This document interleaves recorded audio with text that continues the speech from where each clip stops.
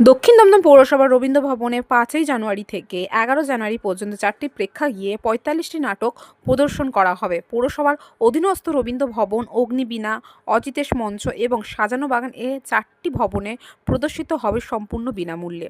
রবীন্দ্র ভবনে দমদমের সাংসদ সৌগত রায় এবং বিশিষ্ট নাট্য ব্যক্তিত্ব কুন্তল মুখোপাধ্যায়ের উপস্থিতিতে নাট্য উৎসবের শুভ সূচনা হলো আজ। উপস্থিত ছিলেন পৌরপিতা প্রদীপ মজুমদার ও সুরজিৎ রায় চৌধুরী এবং এই নাট্য উৎসবের মূল উদ্যোক্তা ১ নম্বর ওয়ার্ডের পৌরপিতা মৃন্ময় দাস। রাজ্যের বিভিন্ন প্রান্ত থেকে নাটকের দল তারা পৌরসভার ৪টি প্রেক্ষাগৃহে নাটক মঞ্চস্থ করবেন। সাংস্কৃতিক চর্চার ক্ষেত্রে দক্ষিণ দমদম পৌরসভার অন্তর্গত যে কটি নাট্যদল আছে তাদেরকে প্রত্যেক বছর পৌরসভার তরফ থেকে ২০,০০০ টাকা করে ভাতা দেওয়া হয়। এমনটাই জানালেন পৌরপিতা মৃন্ময় দাস। প্রথম দিনই রবীন্দ্র ভবনে প্রচুর মানুষ ছিলেন নাটক দেখতে। বাংলার নাটক যাতে অন্ধকারে হারিয়ে না যায় সেই জন্যই প্রতি বছরের মতন এবারও দমদমের রবীন্দ্র ভবনে অনুষ্ঠিত হচ্ছে। প্রথম দিনে মিছিল নামক নাটকটি প্রদর্শিত হচ্ছে। মোট ২৫টি দলে নাট্য উৎসবে অংশগ্রহণ করবেন এবং ৪৫টি নাটক সর্বসাধারণের কাছে প্রদর্শন করবেন।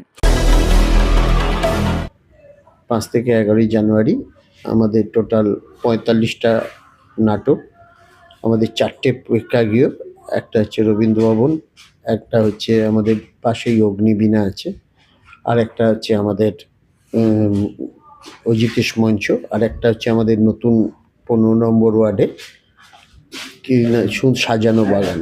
এই ৪টে প্রেক্ষাগৃহেই আমাদের এই ৪৫টা নাটক অনুষ্ঠিত হবে।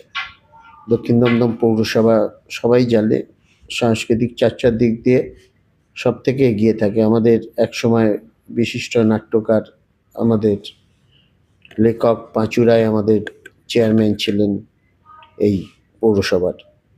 আর এই আমাদের ব্রাত্য বসু বিশিষ্ট নাট্যকার, আমাদের বিধায়ক, রাজ্যের মন্ত্রী আছেন, আমাদের অদিতি মুন্সি বিধায়ক, বিশিষ্ট সঙ্গীতজ্ঞ আছেন, আমাদের সুজিত বোস বিশিষ্ট সাংস্কৃতিকবান লোক আছেন, হচ্ছেন দমকল মন্ত্রী আছেন সৌগত রায়, আপনারা সবাই জানেন, বিদগ্ধ পণ্ডিত, লেখক এবং হচ্ছে বিভিন্ন এই নাট্য ভক্ত। আর আছেন আমাদের ডক্টর হচ্ছে কাকলি ঘোষ দস্তিদার। এই ৪জন আমাদের স্তম্ভ এই দক্ষিণ দমদম পৌরসভার। সুতরাং এই এখানে তো খারাপ হওয়ার কিছু নেই। ৩জন এমএলএ, ২জন এমপির নাম, আর আমরা ধন্যবাদ